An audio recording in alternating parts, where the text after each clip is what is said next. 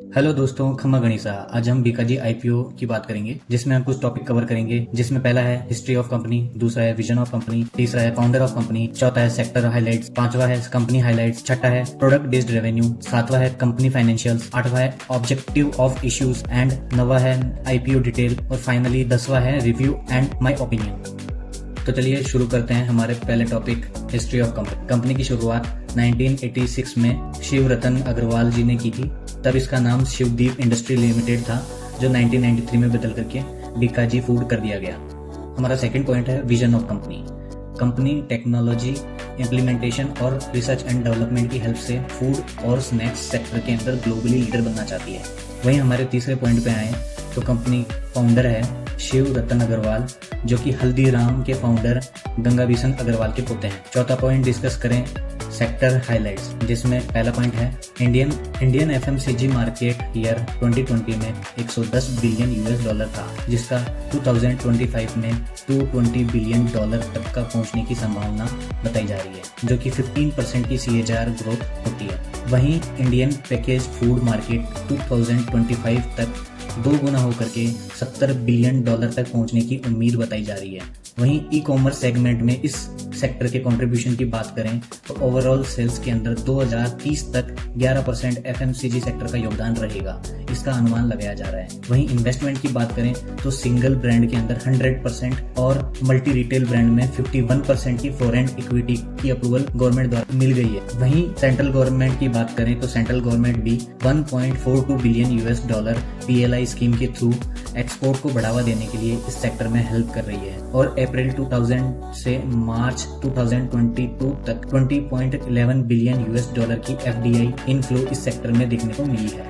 हमारा अगला पॉइंट है कंपनी हाईलाइट, जिसमें हम कंपनी की स्ट्रेंथ और वीकनेस दोनों को डिस्कस करेंगे। फर्स्ट वन में स्ट्रेंथ को डिस्कस करूं तो ये इंडिया की 3rd largest ethnic snacks brand है। यह ग्लोबली और इंडिया में fastest snacks market growing company है। वहीं फाइनेंशियल ईयर 22 में बीकानेरी भुजिया की लार्जेस्ट और ऑर्गेनाइज्ड मार्केट में 3rd लार्जेस्ट प्लेयर है। कंपनी के 7 मैन्युफैक्चरिंग फैसिलिटीज है, जिनमें से 4 बीकानेर में स्टैब्लिश हैं और वहीं 3 एक गुवाहाटी, तुमकुर और मुजफ्फरपुर में है। वहीं कंपनी के पास स्ट्रॉन्ग डिस्ट्रीब्यूशन नेटवर्क भी है। और वीकनेस की बात करें तो FY21 के प्रॉफिट मार्जिन इंडिकेट करता है कि कंपनी का हायर प्रॉफिट तभी संभव है जब कंपनी कांस्टेंट वॉल्यूम इंक्रीज कर रही हो। हमारा अगला पॉइंट है प्रोडक्ट बेस्ड रेवेन्यू, जिसमें बीकाजी फूड्स के डिफरेंट प्रोडक्ट्स का अलग अलग कंट्रीब्यूशन है, जिसमें भुजिया का 34.98%, वहीं वेस्टर्न स्नैक्स का 8.64%, नमकीन का 39.18%, स्वीट्स का 7.57% और पापड़ का 6.57% है।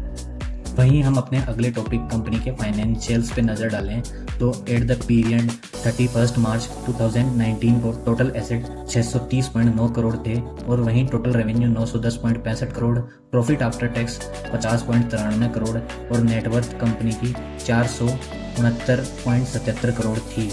और वहीं बोरोइंग देखा जाए तो 72.31 करोड़ थी।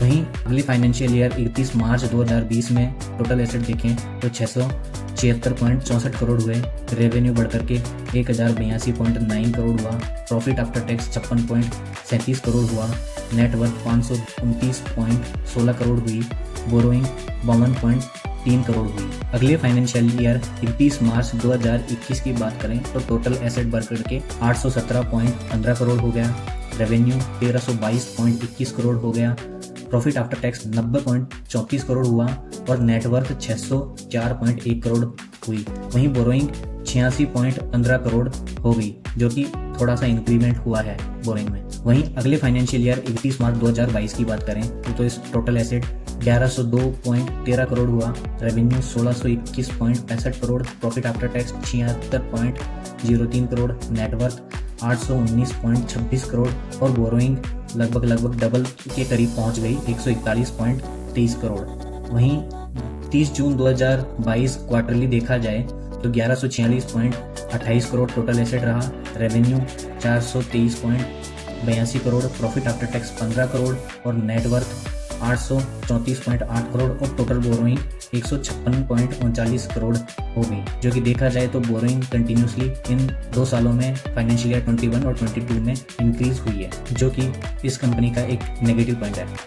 वहीं हमारे 8वें point object of the issue की बात, ये IPO only offer for sale है, तो इससे कंपनी के जो एग्जिस्टिंग शेयर होल्डर्स हैं वो अपने शेयर बेचेंगे और पैसा जुटाएंगे। इस आईपीओ से कंपनी कोई किसी भी तरह की कमाई नहीं करेगी। वहीं हम अपने 9वें पॉइंट आईपीओ डिटेल की बात करें तो आईपीओ ओपन हो रहा है 3 नवंबर 2022 को और क्लोज होगा 7 नवंबर 2022 को। इसकी लिस्टिंग डेट है 16 नवंबर 2022 और फिर ₹1 की फेस वैल्यू पे ये आ रहा है। इसका जो प्राइस बैंड है 285 से 300 रुपीज पर शेयर रहेगा। एक लॉट में 50 शेयर मिलेंगे और ये पूरा का पूरा 881.22 करोड़ का जो आईपीओ है वो ऑफर फॉर सेल है। वहीं कंपनी के एम्प्लॉइज को ₹15 पर शेयर का डिस्काउंट मिला। कंपनी की लिस्टिंग बीएसई और एनएसई दोनों पे होगी। कंपनी का ग्रे मार्केट प्रीमियम जिस वक्त मैं वीडियो अपलोड कर रहा हूँ ₹75 है, जो कि तकरीबन 40% के करीब है। इस आईपीओ की लिस्टिंग से पहले कंपनी के प्रमोटर की हिस्सेदारी 77.97% है, जो कि पोस्ट इश्यू 75.96% हो जाएगी।